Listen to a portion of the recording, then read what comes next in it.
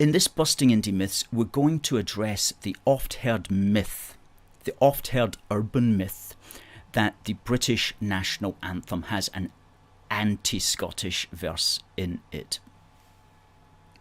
Absolutely absurd, absolutely crazy, absolutely nonsense.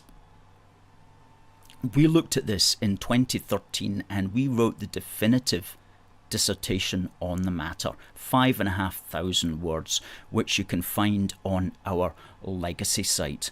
However, today we put up a shortened version of that on our new site, and it's simply called the British National Anthem, and you'll find it in the comments. And in this we point out that the three verses of the song that was to become the national anthem back in 1745, sung on this day, the three verses are exactly the same as the three verses which exist today. Okay? There's no mysterious verse about Marshal Wade hunting the Jacobites. It's certainly not part of any official national anthem. In fact, this book,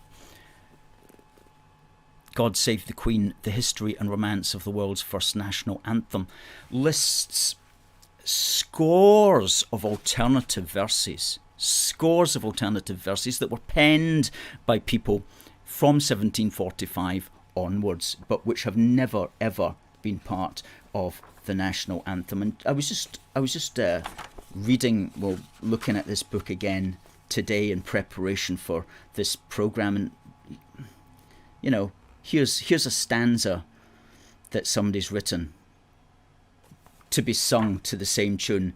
Kinsfolk in love and birth, from utmost ends of earth, God save us all. Bid strife and hatred cease, bid joy and hope increase. Spread universal peace, God save us all.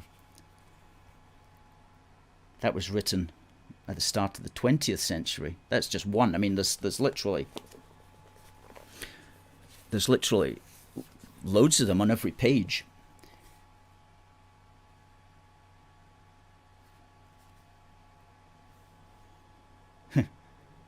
Here's one to Queen Victoria. Sorrow and joy her lot, yet these she ne'er forgot. Wife, mother, queen, purity, love and grace have met in sweet embrace, blessing the human race, our Empress Queen.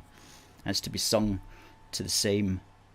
When somebody tried to assassinate Victoria, somebody penned a verse to be sung to the anthem. Saved from each traitor's arm, thou Lord, her shield from harm, ever hast been.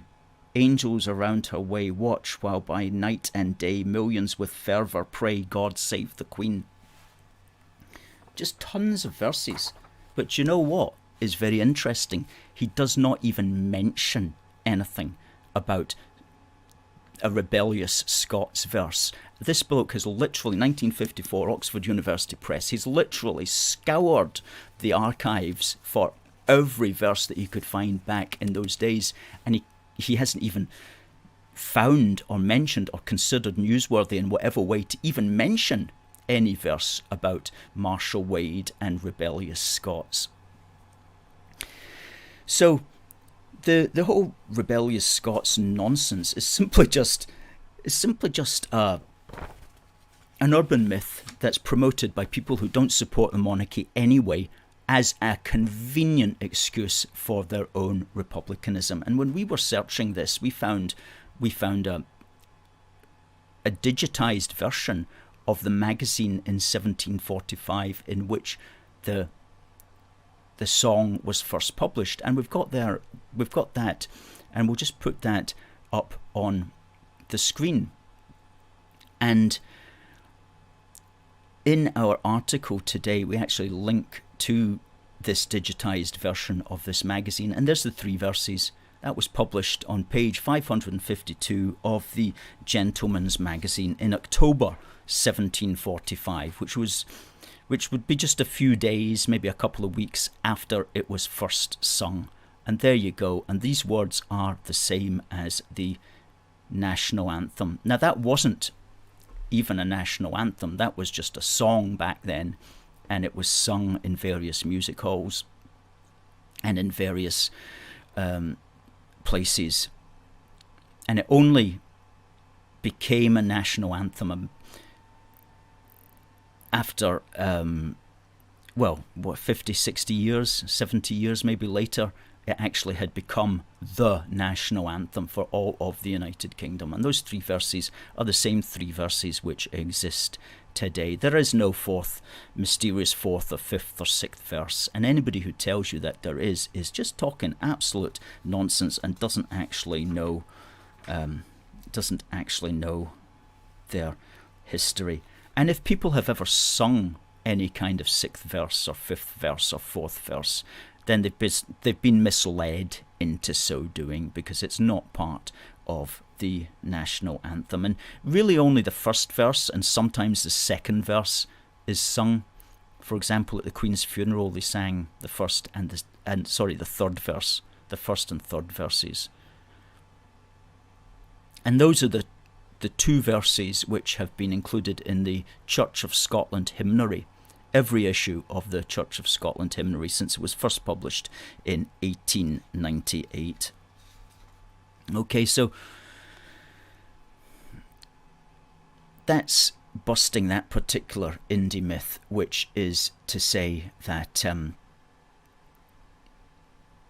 there is no anti-Scottish verse in the national anthem.